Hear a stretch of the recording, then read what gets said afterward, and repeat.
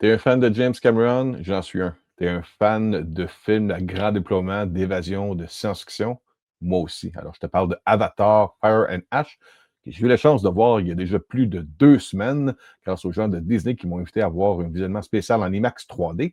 Je t'ai fait entendre en commençant un enregistrement audio que j'ai fait dès la sortie du cinéma. Et puis, je te reviens avec ma cote, le côté positif et un petit peu négatif sur Avatar, Fire and Ash. Juste vous dire, la gang, que Avatar Fire and Ash, c'est vraiment cool. Le film dure 3h15. Il y a au moins 2h et quart d'action dans le film. C'est le film qui a le plus d'action dans les 3 films. Le 3D, c'est le meilleur 3D que j'ai vu à vie. La nouvelle personnage qu'on voit dans les annonces, là, qui est comme la chef de clan des clans du feu, là, écœurante, vraiment cool comme personnage. Puis l'intrigue, il y a des choses qui changent, il y a plus de compréhension du Gaïa là-dedans. Ce que vous allez voir, je vous le conseille à tout le monde d'aller voir ça. Si vous avez aimé le premier comme le port du monde, puis peut-être un peu moins le 2 parce que c'était plus Green Peak, si on devrait dire ça de même, là. Le troisième, c'est un genre de Return of the Jedi, action, Return of the King, ce genre-là, là. La fin, il y a un combat épique à la fin qui dure à peu près 1 heure, là, vous donner une idée, là, puis c'est comme la nature contre la machine à peu près, là, vous donner un point de vue de ce que j'ai pu comprendre là-dedans, là. Puis ouais, c'est vraiment cool. C'est peut-être pas le meilleur film de James Cameron en tant que tel, parce que il y a les mêmes recettes, il y a les mêmes éléments qu'il utilise depuis qu'il a commencé sa carrière. Quand tu regardes le film, tu sais comme j'ai vu un peu cette technique-là ou ces plans de vue-là ou ce genre-là dans d'autres de ses films. Mais là, pour ça, tout est optimisé, effets visuels, action, grandiose, grand déploiement, puis c'est fucking débile visuellement. L'aventure est intéressante. Il y a plus de compréhension de cet univers-là. Puis, en tout cas, là, il faut que j'attende 3 semaines avant de revoir le film. Mais c'est sûr que je retourne voir le film au cinéma. Puis, peut-être 2, 3, 4 fois ce film-là. Là. C'est vraiment spectaculaire comme film. Là. Alors, comme tu peux entendre, j'ai beaucoup aimé le film. Pour moi, c'est je trouve que je dirais que c'est le plus divertissant des 3 films. Le premier, c'était une surprise, c'était un dévoilement de côté effet visuel surprenant qu'on n'avait jamais vu auparavant. Mais l'histoire en tant que telle, c'était un peu du réchauffé de ce qu'on avait déjà vu dans d'autres histoires au cinéma. Le deuxième, euh, le visuel, je l'ai revu en 4K. Je l'ai plus apprécié après un deuxième et un troisième visionnement. Sauf que c'est vraiment le troisième qui m'intéresse le plus, beaucoup plus axé sur l'action.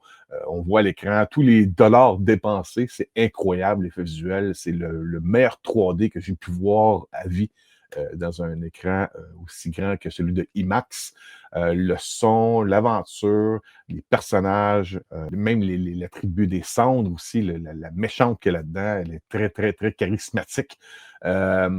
Je vous dirais que peut-être le côté un petit peu négatif, comme j'ai écrit ailleurs, c'est que la fluidité du déroulement de l'histoire, il y a beaucoup trop de petites scènes à gauche et à droite qui s'enchaînent sans arrêt afin de faire avancer les différents personnages qui sont dispersés ici et là pour réussir à conclure l'histoire à la fin du troisième film, puisque bien que James Cameron ait mentionné qu'il y aurait peut-être un quatrième et un cinquième film, il n'y a rien de confirmé, tout va avec les dollars. Si le film engendre des milliards de dollars comme les 2 premiers films, bien sûr qu'il va continuer. Sinon, il peut arrêter là. Le film peut être conclu comme une trilogie. Il faut juste comprendre que le premier film, c'était vraiment un projet expérimental à la base qui va raconter une histoire avec des effets visuels de nouvelles technologies avancées. Et sa deuxième histoire, elle était trop grosse, donc il a divisé ça en 2. C'est The Way of Water et Fire and Ash. En fait, c'est un film, c'est une histoire coupée en 2 parties de 3 heures et quelques chaque méga histoire. Et lui, quand il parlait d'un quatrième et un cinquième film, en réalité, ça serait la troisième histoire.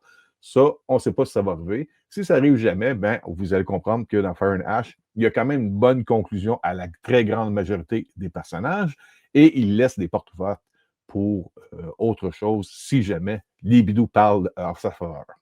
Donc, ma cote pour ce film-là, et je vais en même temps en profiter pour parler des 2 premiers vite, puisque je n'ai jamais fait ça avant.